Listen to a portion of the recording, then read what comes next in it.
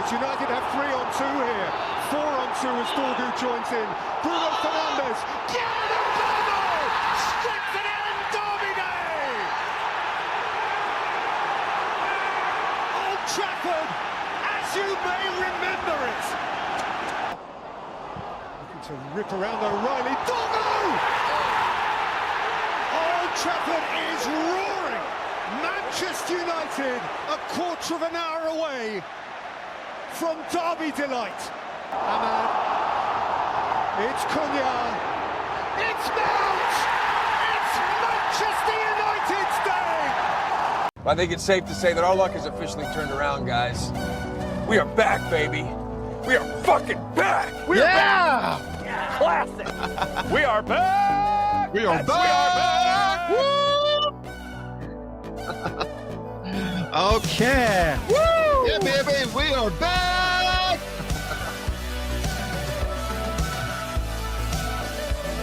Okay, welcome. United! Welcome back to Irish Red Devils podcast on this fine, wet Monday evening, and delighted to say Manchester United 2, Manchester City 0. What do you think, lads? On the Reds! Come on! So obviously, on that we pre-show, I had the third goal as well, the Mason Mount goal. Yeah, it was a third goal because ain't no way that was offside. I still haven't seen a video of it. Yeah, that's because they're not releasing it. Has anything come out? I saw some graphic, but it wasn't. It was fake. It wasn't very It was clear. fake news, is what it was. Yeah, It was fake. But anyway, listen, I'm joined as always here in the studio by Gags, Madman Martial, and Killian, the football genius. And lads, like, Manchester is red. Come on. absolutely, Always red. always Yeah, red. but Love, just- love it, Killian. Love it.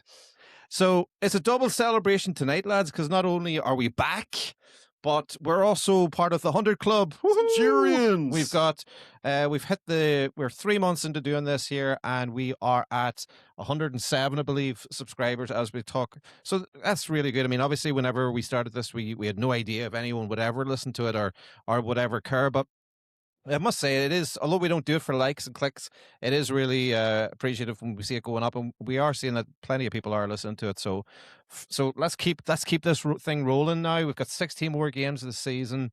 We're going to delve into obviously all the different aspects of the City game, but I'd like to start with just saying, can we just take a moment to appreciate how good it felt just to watch entertainment? Yes. Brilliant start to the weekend. And we've talked so much in recent weeks, and I know I've said this many times about just watching crap football and just it being dar. And we talked, and we had our fan forum. If you haven't watched our fan forum, we did a United fan forum with fans from all around Ireland and even USA, actually. And you can watch that back at our midpoint review. And we were all talking about, entertaining football. And I got to say, like, half time, even though it was 0-0, I really enjoyed it. It was just really good to see. And Old Trafford was bouncing. It was bouncing, yeah. You could really hear the atmosphere. You could really hear it coming across on TV. But unbelievable. I just want a big shout out to Lisandro Martinez. He had an amazing game. And do you know something? That's the message to Paul Scholes and Nicky Butt. Totally disgraceful. I know they're pundits, but to go in and one of our own before the game and be given credence to that thing, Erling Haaland and his dad. No, Martinez, the butcher was back. Come on, United. Killian, what was your thoughts there? Oh, absolutely brilliant, of course. I mean, anytime you beat City is brilliant, but that game there is what I've been crying out for in this podcast since we started it. I can't believe we spent a year watching that crap Amram football. Methodical, predictable, slow. Michael Carrick comes in and boom, he shows the world how Man United should be playing football on the front foot, going toe-to-toe with Man City, who are currently in the title race, and not only winning, but dominating the game. We absolutely bossed City there in that one. And that was with a Ballon d'Or winner in midfield, with one of the best strikers in the world, the minute 2 up top, one of the best goalkeepers in the world too, in nets as well. And even despite all those, and despite us dominating the match, I almost sort of feel like we've been robbed of thrashing City finally 4-5-0, because how many times over the past number of years have City rolled us over, beat us by 4 more goals? It would have felt really nice to get back at them and absolutely thrash them on the scoreboard. But listen, we'll not complain too much. 2-0, a fantastic victory, 3 points in the Manchester Derby. Happy enough with that, of course. And yeah, hopefully this is the start of a special, temporary but very special era of Michael Carrick in the dugout at Old Trafford. Yeah, we were talking on the fan forum there the other day about, what was success for Carrick and his team for the rest of the season, and I know I said that for me it was Champions League football was well, it's obviously the main thing, the highest thing we can get, and I thought that was realistic. I mean, I suppose that was a pinch of salt as well, but I mean, I'm not going to get carried away because, listen, enjoy the moment because it has been so poor. So, but I obviously we all remember Solskjaer winning like 13 or whatever in a row. But I'll tell you what, if Carrick can win 13 in a row here now, I'll take it because it has been dire. And I just thinking there, we're playing Arsenal this Sunday, and they've got Inter Milan now in the Champions League to think about. All our players were thinking about is about Sunday. Like Carrick, 3 days in charge. What did he do? You know something? It's the manager bounce. you know something? That performance, right? There's two ways to look at it. There's an excitement about going forward, and then there's trepidation. So, what has Michael Carrick done in 3 days that lit a fire under that team, right? So that's the impressive thing. 3 days, he had lit a fire like I've never seen, right? Now the trepidation. Where's that performance been? Why do our players decide when they want to turn it on? And does that mean this is not anything like a restart? That's the two things I'm worried about.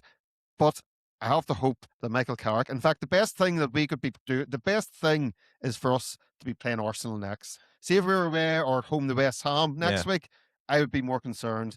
Bring on Arsenal. Let's go.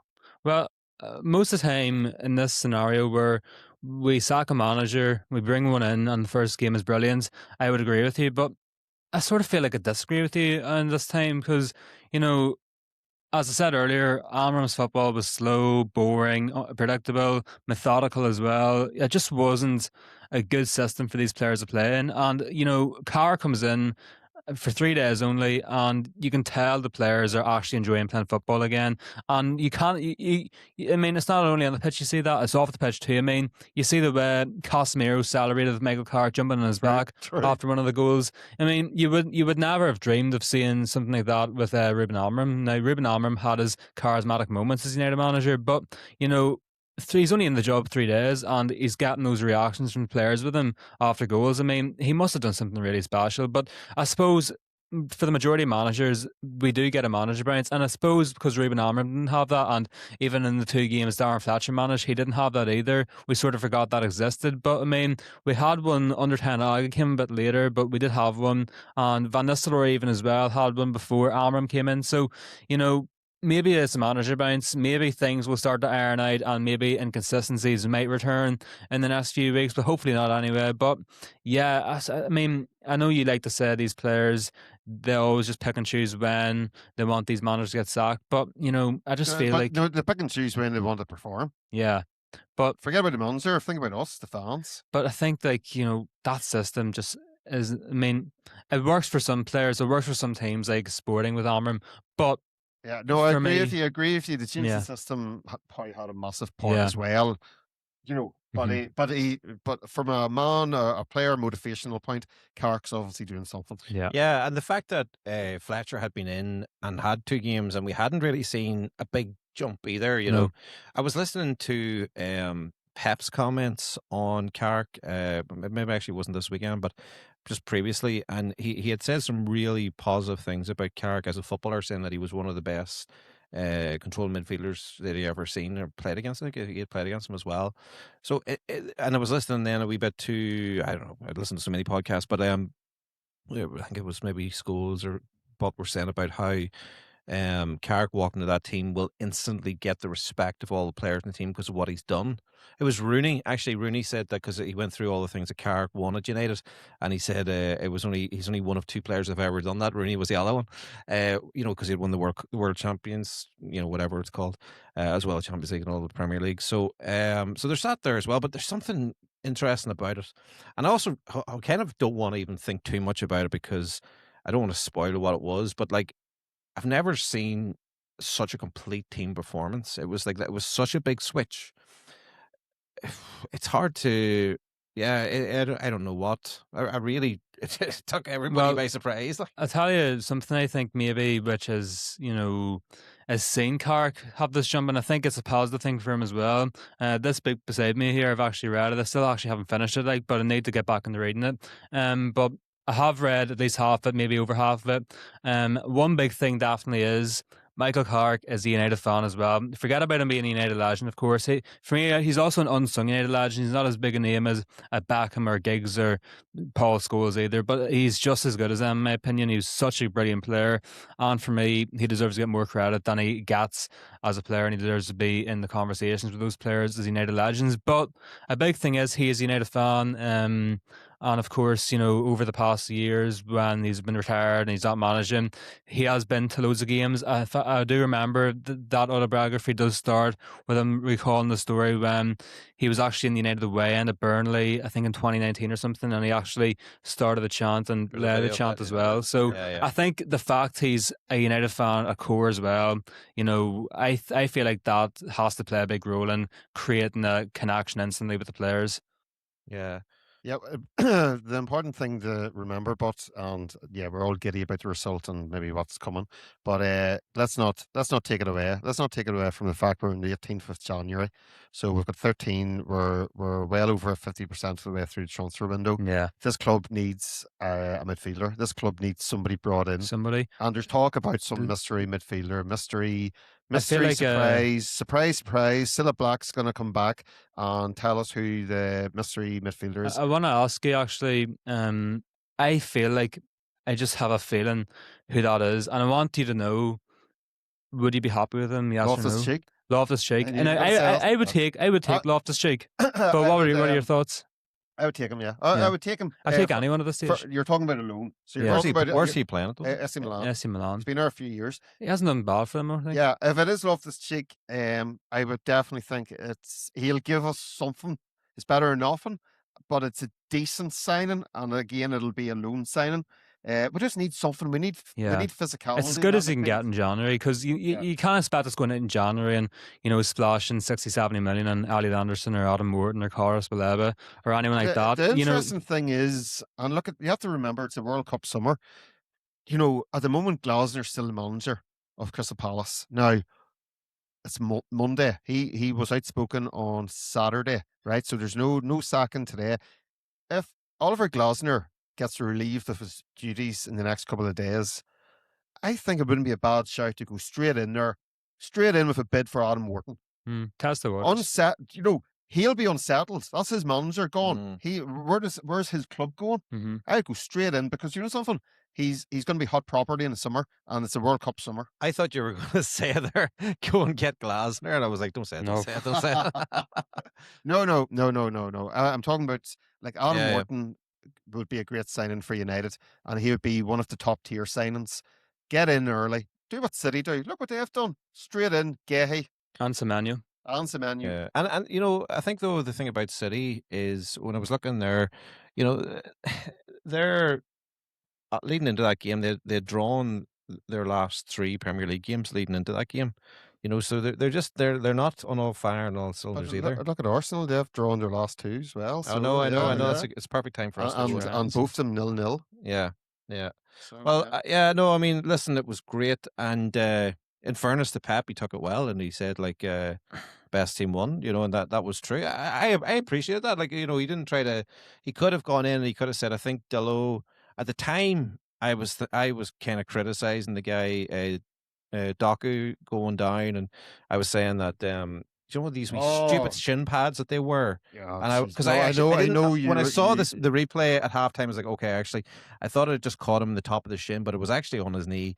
No, to be fair, the moment I saw the first replay, I didn't really show it, and I thought, oh, there's nothing there. Whenever I saw the proper replay, I was actually like, he's gone. Yeah, and I can't believe VAR didn't change that to a red card. And I mean, and it would ruin the game for a neutral and for Yeah. United. Not for Yeah. City, but for a neutral as well. That was about 15 minutes in, yeah. but it was crazy Anyway, from Dallo. yeah. So he needs to learn. Yeah. And a guy's beat him by speed, you know, but like, I mean, that's you talked about a sliding door moment there in the last podcast. You know, that could have changed the whole projection of our conversation tonight. 100%. But I thought you're talking about Pep and, you know, fair play to Pep and things. I thought it was quite, he made a real statement with 10 minutes to go. He took off Haaland. Haaland couldn't believe it. Loved He took off Bernardo Silva, I think, at the same time. And who was the third one? I can't remember. I can't remember either. But for Bernardo Silva and Haaland to be taken off, now at that stage it At was Old 2-0. Trafford, Yeah, it was 2-0. But it was Pep was It's almost humiliating like, for them. yeah, but it's a strong manager. That's somebody that's like, you have not performed. Yeah. Get off. Do you know what I thought with that though is that I was watching that and I was thinking, if I'm a Man City fan, and you know, I would be saying, it's just put in, like what we've been saying about United all season. Put it in. Put a couple of balls into the box. Like you've got someone, because we've been saying that about Shesko, the height of him. Yeah. Put the ball into him. Give him. They You know, weren't if we can't break a team down, City. I was thinking, like, if they started putting a couple of balls in there, you know, I could easily seen them got one. But he was very stubborn. You know, he has his way. And obviously, I think Haaland for City, of course, there's no doubt whatsoever. He has been insane. But you know, it would be interesting to see how Haaland would play in a less tactical, more free-flowing team, maybe like a Barcelona or someone. And it would be interesting to see, would he be even better than the insane levels of greatness he already is. So, you know, he's a brilliant striker. He'll score loads of goals, but on the other hand, when he's not scoring goals, he's not doing anything. You got 14 touches of the ball in 80 minutes in the derby, which really is poor. And that's one of his off days. Or when he's having an off day, when he's not getting chances, he doesn't really offer anything to the team. So in that City system anyway. So, you know, maybe if he was in a different team who played a bit more freer than City, it would be different. But with City anyway, the thing is, Haaland needs to be scoring goals. Haaland needs to be getting chances. They need to feed the bear, because if the bear doesn't get fed, he was hungry. don't know where I made that saying up from. Don't know where I made that one up from. Yeah. But Haaland's hungry. He's a hungry Haaland. there was Double H. a Man City player, you wouldn't have known this guy, Sean Goater, years ago. I've heard of him. And they had a song, "Feed the goat and he will score." So feed the bear. I'm pretty sure He'll be hungry. Pretty sure the only Manchester derby he was ever at, I think Sean Goater might have been playing for them back in the day. I've got over the derby. Ronaldo and Tevez. Do you remember whenever we met Man City, we were in the Isle of Man? Yeah, we were at the Isle of Man on our summer holiday, and one year, and we were going to meet our uncle who was flying in to meet us for the week, and the whole Man City team arrived pre-season for games, and just by chance we were there. I was fully kitted out in Man United, as I always was, and I found the photo there the other day. I must put it up actually, of me, you, and Eddie standing with Niall Quinn. Yeah, and don't put that photo up. No, yeah, you're in your rocker day there. I'll blur your faces so they don't know who it is. Niall Quinn, Paul Walsh. What a player! Do you remember Paul Walsh? Who was the guy with the long hair? Great player, Paul Walsh, and David Rocastle. I think he might be gone. What year was this? He was a great player as well. Was this before the takeover? This must have been about this was early 90s. Early 90s. So back when City were championship level team? I wish I experienced those days. Yeah. Although then again, it would be even more humiliating if City won against United in the derby. And, you know, from what I do believe, back then, you know, it wasn't necessarily rare. It actually happened quite a lot. Nope. You know, that's sort of what it was like. You know, the derby back then seemed to be very unpredictable. Like in United's 07-08 season, where he won the Champions League, City beat them twice, I think, home and away in the league. Don't forget, but you know, despite the fact that we have been so poor you know, We've relatively got speaking, we've got our fair share of yeah. wins. we beat them in Yeah, Cup. We beat them in Derryhad with Ahmad's great yeah, goal. 2-1, We 2-0. beat them. You know, so we've We have actually got done wins, well. and I like that. And City were 2-0 up against us, and they were going to win the league, and then we came back second half and won 3-2. Pogba, So Smalling. we've had our fair share of derby Yeah, wins. and that's the good thing about derbies, you know, because they're always unpredictable. You know, City and United have had their banter days, their days where one team is astronomically clear on paper than the other. But when it comes down to the derby, those things don't count. It's a 50-50 game always, and one team could thrash the other. It could be a stalemate. It could be a very tight victory. You never know what you're going to get, of course, and you never know who's going to win the derby too. And that is brilliant in my opinion. You know, because no matter how good or bad a team is, there's always a chance for a big victory, which could really kick on in the season. Can I come back to what you were saying there about Loftus-Cheek and the need for a midfielder, and you know, we were talking, you were talking a few podcasts ago about how United act like the Secret Service when it comes to players' injuries. I can't even speak. It's like, what is this nonsense about, United have got they're talking to a secret player, a mystery midfielder. Like, who are they talking to? Like, I mean, I actually think it's just spin. Factory. Like, Yeah. the mystery midfielder better be. I think it's a load of It better be something like Padre. I don't think there's anybody. If they're keeping it secret. I just think it's spin.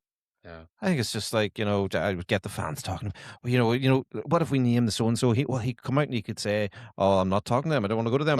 Well, A mystery, yeah. There's no doubt this performance in the derby and beating Man City will have done its best to totally dampen any protests. But this is why we have to, yes, celebrate. By all means, we're celebrating. We love it. It's brilliant. We beat our city rivals. But we need to stay focused. It's like Star Wars, stay on target. But to stay on target, the Glazers or the Death Star. Do you know what I mean? Torpedoes in, sort them out. And the pressure has to be there. The protests have to continue. And I don't even care if we get Loftus-Cheek. That shouldn't dampen protests. What would be a brilliant protest? Actually, just came to my mind there now. Now I don't know how easy it would be to organise. Because obviously the club wouldn't be along with it. The club wouldn't be along with it. But it would be brilliant if you could get the entire stadium in green and gold jerseys. It could be an old United jersey. It could be a Kerry jersey, Donegal, Meath, whatever you can find. It would be brilliant to see. Now it would look like a huge North City home match, but. Listen, it would send a big message, in my opinion. That would definitely send a big message. Well, yeah, we were, or even if everybody hasn't got a top right, Must or the Red Army, even if it was at the Stratford end, everybody green and gold pieces of paper. Yeah. And they all just do that at the start and make the whole stand green gold. We talked about this again on the mid-season review, and I thought the idea of, like that kind of stuff is visually very, very good and effective. It's not going to make a difference to the Glazers. What we talked about, blocking access to the Megastore on game days, that actually, I thought it was a great idea. I thought that was, I think you came up with that idea. You were talking about that anyway. You brought it into our conversation whether you came up with it or not. Allegedly. I think it was, honestly, it's something that you could actually do. It would mean that people don't have to miss any football. And just sit down outside and say, no, don't go in there. If you are happy, and you're not going to spoil people's day by not going into that shop either. So. No, the funny thing is, we're saying all this, but if we were over at Old Trafford for a game, we'd more than likely be popping in. I can tell you, I would not be going in because one, I would be thinking, it's far too busy and everything would be extortionate. And two, it'd be far too expensive. Yeah, everything. You know what I mean? Like on a match day, I wouldn't be interested in going anywhere near it. But I'd go into it like it was just the day before or something. Have a wee nosy, throw a bit of paint over some of the stuff. Didn't say that. Tomato soup.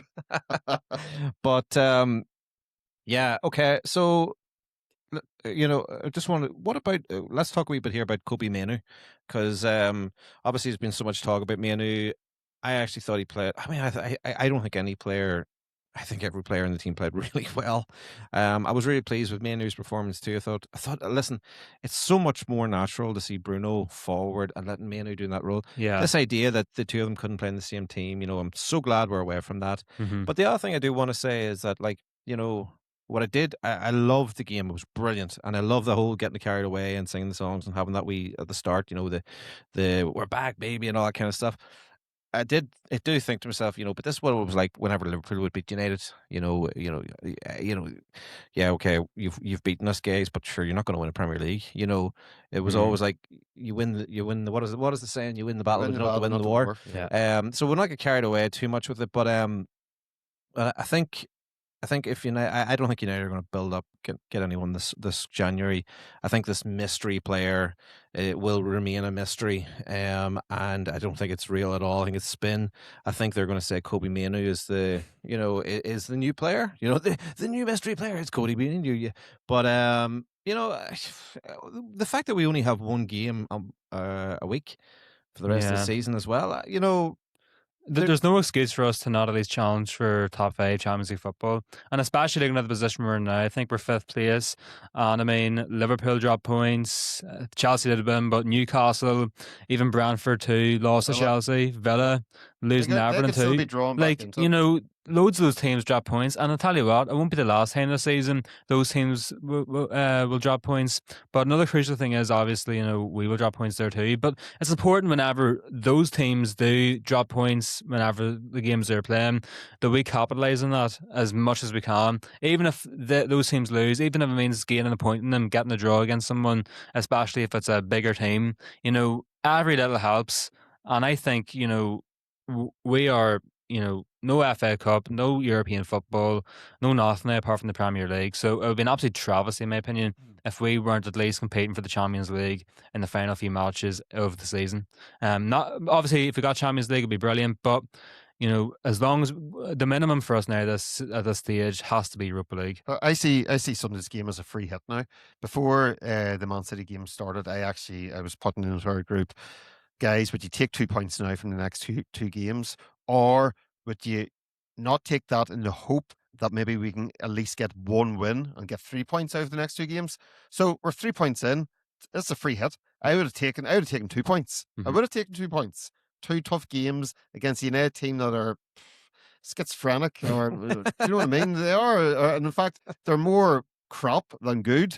So I would have taken 2 points. So we're 3 points. It's a free hit. Arsenal, beware. I'm telling you, we're coming. We are coming for you. This is a message We're out to get them. We're out to get you. This is a message from Michael Arteta, Lego head. We are out to get you. Well, here, what about the butcher? There was a wee bit of, this actually took a bit of shine off it for me, because I was just like, it wasn't that long after the great experience, the great win, blah blah blah, that there was a bit of negativity. Just watch out there, Killian. There was a bit of negativity around, Martinez coming out and kind of saying about schools and and Well, I alluded to that at the start of the podcast. I thought, and I have to say, I thoroughly enjoy the Paul Scholes, Nicky Butt, and Paddy McGuinness podcasts. I do enjoy it, and some of the stories they tell are brilliant. I was surprised before the game. I was surprised by, I think it was Nicky Butt as well as Paul Scholes, like kind of making fun of Martinez. Like, we've been here, we've done this. This is Jamie Carragher style degradation of our player, and this is coming from Paul Scholes. I mean, in the past, Martinez has actually done well against Haaland as well, and for them to come out and talk about Haaland's going to lift them on like he's a wee child or something, I thought it was pathetic. And look, Martinez is just right to bite back, because I don't think there's any need. You expect it from Jimmy Carragher. Do you know what I mean?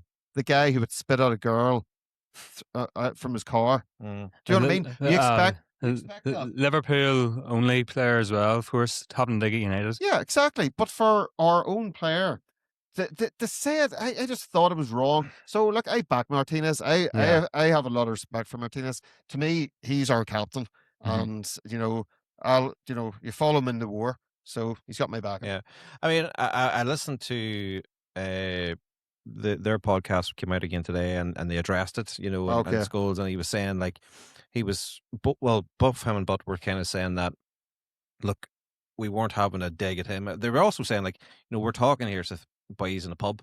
He says, it's not like we're on Sky Sports here. We're talking about boys in a pub talk about it. it's a bit tongue in cheek and this kind of stuff. And they said, but at the same time, their opinion was, you're playing for Man United. You shouldn't give a damn what we're saying, and you shouldn't be going on and publicly giving off about it. And then Scholes said that actually Martinez had contacted him previously several months ago. I don't know, I think last year maybe, and that he said on Instagram and said that he wasn't happy about something Scholes had said, and that that he says that Martinez said to him, "I've lost all respect for you now," and blah blah blah, and that Scholes said, "Well, here's my number. Give me a call, and we'll meet up and chat and stuff." And so it's just kind of continuing on there. But the thing about it is, I honestly think I would agree. There's a part of me is like, yeah, fair play, Martinez getting stuck in, but Scholes made a good point. Is like, if you're going to start getting into that, it can bite you in the ass. He's had a great game. He played brilliant. Keep your head down. You don't need to engage with that. He was probably responding to a question.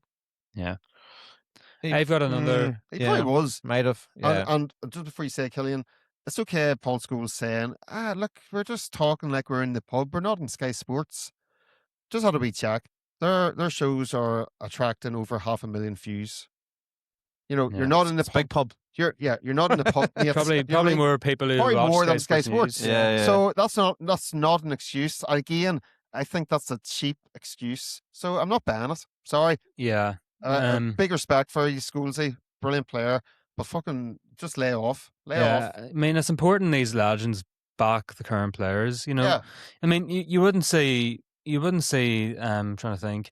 You wouldn't see someone like, let's say, Micah Richards from Man City. You wouldn't see him having a go at Kusanov, for example, with City if he was playing poorly, or if maybe you could see a bit of a mismatch physically or anything. So I think it is bad from Scholes, but have a dig at a current player, before a big derby match. But there's no need for it. I'll finish off this topic from my point of view anyway. You loved my first saying earlier, so I'm back with another here, and it might make a bit more sense. Here's hoping. And it's to do with the bear again. Okay. If you tease the bear, he's going to bite. That's a message to Paul Scholes. So the bird that's being teased is going to bite. Is this a bird that's hungry? Or is this a different? No, that's a different. Martinez is a butcher though, so it would make more sense if if you don't feed the butcher, it could chop your head off or something. We're starting a new section here. Killian's catchphrases. We definitely need a burr in our thumbnail. Very good, very good. No, I mean, just to finish off, I mean, I think again, I'd be interested to know why was that. The context is important, actually. If he was being asked about it, that's definitely being asked. Or if he came out and he tweeted it or whatever, then if he's been asked about it, then that's okay. It's but context, I don't personally have a problem with players. I think this whole thing of the past players and stuff, they need to. No, I agree with that, but they're working. They're getting paid. Yeah, but what they said, it's not. That's not just talking about their football or their effort. They're kind of going down like a demeaning. Yeah. They're again. It's very Jimmy Carrick. He's very small. He's very. Yeah. But you know what? It gets some clicks. It gets some likes. It gets some money. Yeah, but we're sitting talking about it. But that's my point. They shouldn't have said it. Yeah. But you know what? Martinez and other players who maybe get the stick from former players, I think it's good that players like Martinez view this as motivation now. Like, motivation to go out there and say, what you said about me is wrong. I'm going to prove the exact opposite here, and I'm going to help my team win this derby match. And that's exactly what Martinez did. He had Haaland in his back pocket, so he proved them wrong there. So next time someone like Scholes or Nicky Butt tries to have a dig at him, or next time a former player or a pundit or someone tries to have a dig at any United player, they should look at that as motivation and say, you know what, you're wrong. I know I am right. I'm going to prove you wrong in this next match here. So, I think it's wrong, but if it happens again, I think it's good these players use it as motivation to spark something inside them. Yeah, because don't forget, if Haaland had scored, right? If Haaland had scored, if Martinez had made a mistake, on that podcast that came out today, they would have been going back in on him again. Yeah. But in So- fairness, and again, the opposite is true. They were praising him to the hilt, and they said he was dominant. And It's because they're worried. and no, I don't think they give a shit. But they said, like, they're just going to tell it as they see it. And listen, I think I really like Martinez. And I don't agree with what they said. So I'm not saying that I agree with that. But I also just think as professional athletes, those guys are doing a job in the media. Their job is to sell. You know what I mean? They're getting paid to do that. And I think Martinez is. I'm surprised he was because out of order. Yeah, well, Yeah. And I think we'll agree to agree to disagree disagree. here. Yeah. What I will say, actually, just before we wrap things up and things, they interviewed Martinez on the pitch. I don't know if you heard it. Yeah, it's very good. And yeah, but I noticed, and it stood out for me. Definitely once, if not once, he did it twice, right? He quoted Michael Carrick.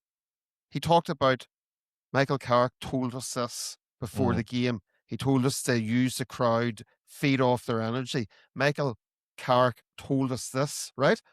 And it hit me. It was just like, there was real respect there. This is game one. Yeah. And he is kind of quoting his manager. Yeah. And I don't think any of us ever heard anybody doing that for Ruben. No, they would have said the manager. It did. No, but There was.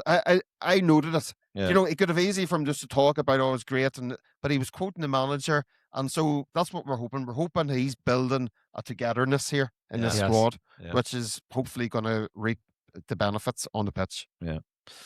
Okay, well, listen, I'd love to talk about this forever, but I think, is there anything else you want to talk about, particularly in that derby game?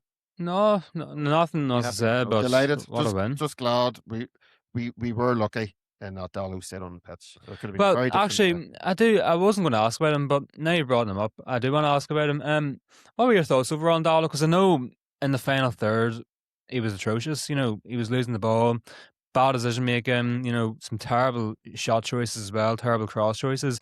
But outside of the final third, I didn't think he was that bad, because how many times in the first half did we ping the ball across the pitch and Diogo Dallo was making those runs with no man around him? Time and time again that was happening. Maybe that's poor from City's point of view. Maybe they just seen Dallo as crap that you don't even need to worry about him. But I thought it was brilliant running there from Dallo. And if he just was that wee bit better with his decision making and decision making basically in the final third, I feel like we would have definitely been praising Dallo tonight. So no, look, everybody played pretty well. I think Dallo has shown the last few games like danger as an attacking force, but he just can't finish. But his runs are good and all. Ultimately, on the ship going forward for United, he's not good enough. Yeah, I'd agree with you there. Right? No, and by all means, he can be a bench player. I have no problem with that. I'm not saying he has to leave the club. But like going forward, I just don't think he's good enough for where we want to be. But he's all right. But he's okay. I watched the after show in the United stand, and I actually thought like the scores that a lot of the players got were very low. I mean, I think like they were saying, and in fairness, they were all like 6.5, 7s. I thought every player was really good. I don't think you give a single player who played the derby any lower than an 8. Well, any lower than a 7. 7, 7.5 even. I think the majority of the players deserve at least an 8 anyway. Yeah. So. But that's fair enough. It's all opinions. That's all right. That's I like you stand up yourself there and tell us what it is. All right. So we are doing 2 podcasts this week. We're not going to talk about. We just wanted to talk about the derby. We felt it needed to get its full session on it. It was a really, really big moment in the season. We're going to do another podcast. We'll get it out later on the week, looking into the Arsenal game. Very exciting now. I think we've got lots of hope. It's great to feel that, and long may it continue. Yeah, guys, listen, I appreciate you coming in here tonight and having a good chat. And like I said, let's if you're watching this online and you're not one of the 107 subscribers that we currently have, hit the like, hit the subscribe button. What are you doing? Let's see. Fair What is comment. that? And let's hear you. Fair comments and Yeah. give us your perspective. Maybe you disagree with things we're saying. Fire it in there. You might Yeah. get a call out. And if you don't now, I'm not saying that this is okay, but if you don't get listening to our second podcast this week ahead of the Arsenal game, just let you know that we're planning after the game this Sunday to do a 45-minute live show, just to review the game, probably finish just about 10-15 minutes after the game. We'll put that out anyway on our socials. Get involved, and if you haven't yet listened to our previous episode with all the guys from around the country and getting their thoughts on the preseason, it is worth a good listen. And yeah, listen, guys, let's finish it there. It was great experience, and I hope that it's just the start of it again. Carrick is at the wheel. We are back, baby. We're back, baby. We're back. Right, I don't know where that werewolf came from, but anyway, listen, that's us. Come on, United! Come on, United! Come on, the Reds! Come on, the Reds!